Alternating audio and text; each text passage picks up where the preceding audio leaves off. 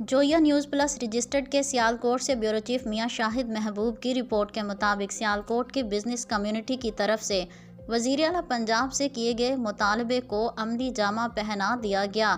اس سلسلے میں نگران وزیر اعلیٰ سید محسن نقوی نے گزشتہ روز انوار کلب سیالکوٹ میں بزنس فیسیلیٹیشن سینٹر ریکارڈ کا افتتاح کر دیا۔